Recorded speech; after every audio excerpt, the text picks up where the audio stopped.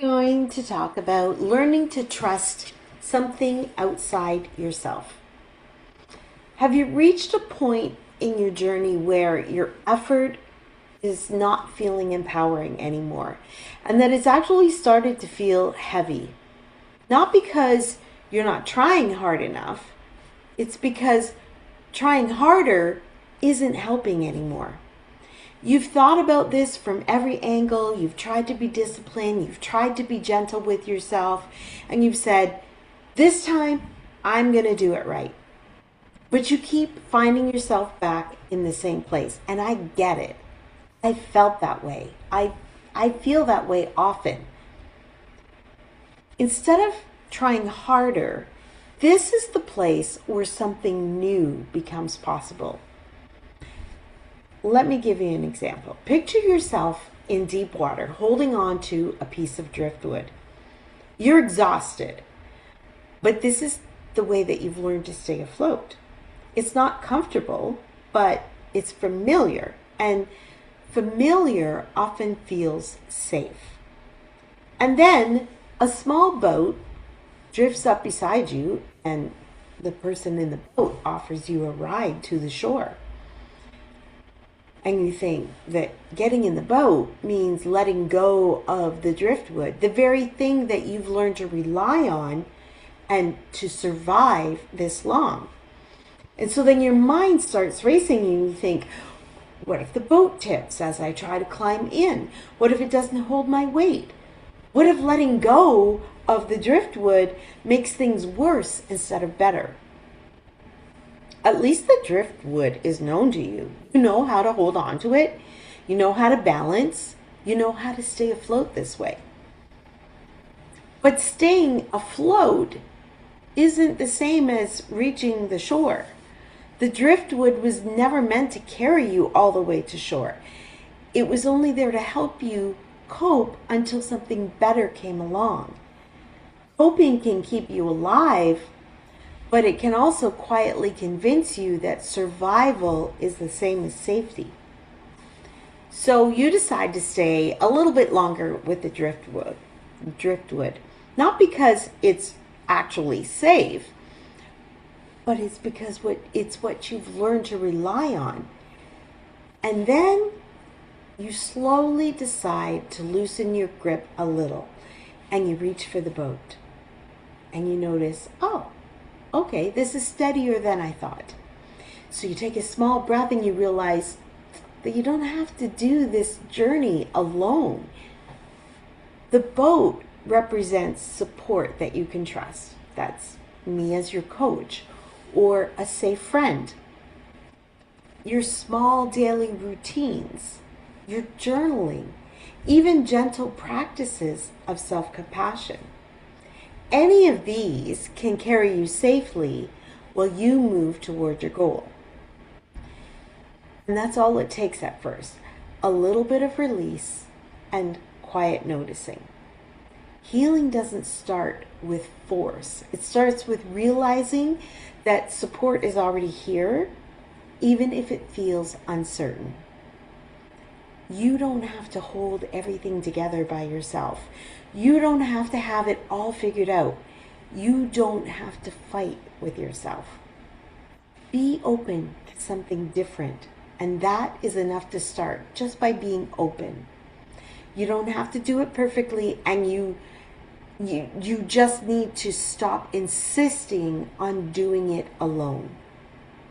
When you pause instead of reacting, you eat a meal without overthinking it.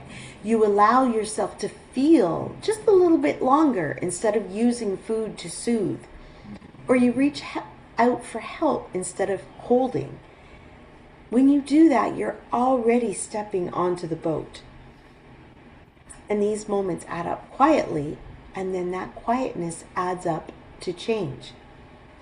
Letting go doesn't usually happen all at once. Most of us don't suddenly release everything that we're holding and climb fully into the boat. What usually happens is a lot smaller. You loosen your grip a little bit, you notice how that feels. And then you tighten it again.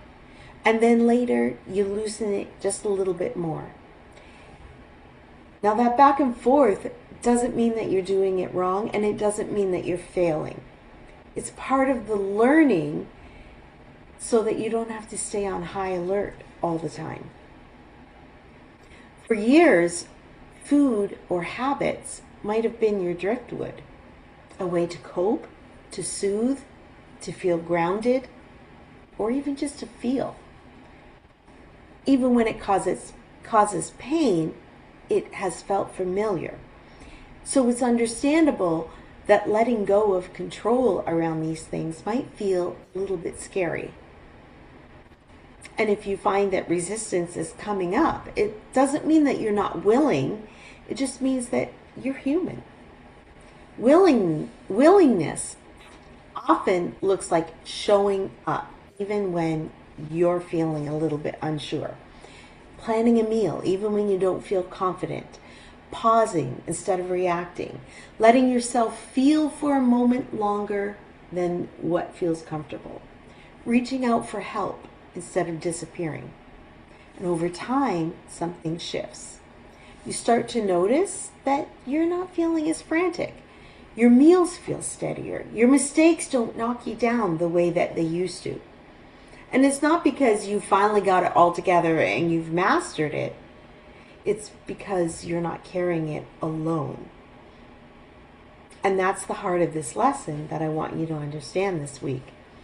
Real change does not come from trying to be stronger. It comes from realizing that you don't have to be stronger.